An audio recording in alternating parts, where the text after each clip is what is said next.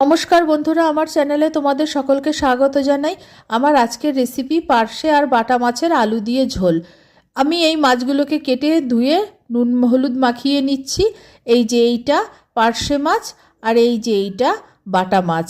বাজার থেকে একসঙ্গে দুরকম মাছ নিয়ে এসছে, তাই আলাদা করে রান্না করলাম না। একসঙ্গেই মাছগুলোকে কেটে ধুয়ে পরিষ্কার করে নুন হলুদ মাখিয়ে নিচ্ছি, একসঙ্গেই আলু দিয়ে ঝোল করে নেব।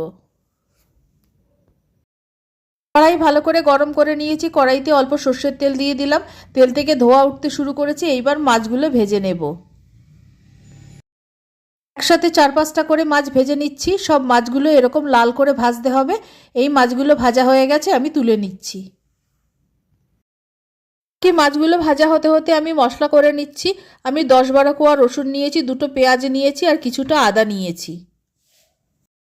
পেঁয়াজ রসুন আদা গ্রাইন্ডার জারে নিয়ে নিয়েছি। সেখানে 1 চামচ জিরের গুঁড়ো দিয়ে দিলাম, আর 1 চামচ লাল লঙ্কার গুঁড়ো দিয়ে দিলাম। ঝালটা তোমরা তোমাদের পছন্দ মতো দেবে। 1/2 চামচ হলুদ গুঁড়োও দিয়ে দিলাম। অল্প জল দিয়ে একটা মিহি পেস্ট তৈরি করে নেব। মশলাটা তৈরি হয়ে গেছে। এইভাবে মশলা করলে রান্নার স্বাদ খুব ভালো হয়।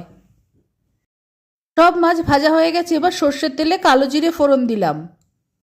কালো জিরেটা ভেজে নেওয়ার পর একটা টুকরো করে রাখা টমেটো তেলের মধ্যে দিয়ে দিলাম। 4টে আলু লম্বা লম্বা করে কেটে নিয়েছি, আলুগুলো দিয়ে দিলাম। আলু আর টমেটোটা খানিকক্ষণ ভেজে নিচ্ছি। আলুটা ভালো মতো ভাজা হয়ে গেছে। এবার গ্রাইন্ডারে করে রাখা মশলাটা দিয়ে দিলাম। গ্রাইন্ডারে লেগে থাকা মশলাটা অল্প জল দিয়ে ধুয়ে দিয়ে দিলাম। তেল ছাড়া পর্যন্ত মিডিয়াম ফ্লেমে মশলা আর আলুটাকে ভালো করে কষিয়ে নিচ্ছি। মশলার সঙ্গে আলুটাকে কষাতে কষাতে আলুটাও সেদ্ধ হয়ে যাবে। মশলা আর আলু ভালো মতো কষানো হয়ে গেছে। এবার মশলা ধোয়া জলটা আমি দিয়ে দিলাম। আন্দাজ মতো নুন দিয়ে দিলাম। এবার ঝোলটাকে ভালো মতো নাড়াচাড়া করে দিচ্ছি। তারপর হাই ফ্লেমে 3-4 মিনিট ফুটিয়ে নেব। ঝোলটাকে ভালো মতো কিছুক্ষণ ফুটিয়ে নিয়েছি। এবার ভেজে রাখা মাছগুলো ঝোলের মধ্যে দিয়ে দিলাম। কুচানো ধনেপাতা দিয়ে দিলাম। মাছটা হয়ে গেছে, নামিয়ে নেব। আলু দিয়ে পার্শে আর বাটা মাছের ঝোল তৈরি হয়ে গেছে। আমার এই রেসিপি ভালো লাগলে আমার চ্যানেলকে সাবস্ক্রাইব করার, লাইক করার, শেয়ার করার অনুরোধ রইল।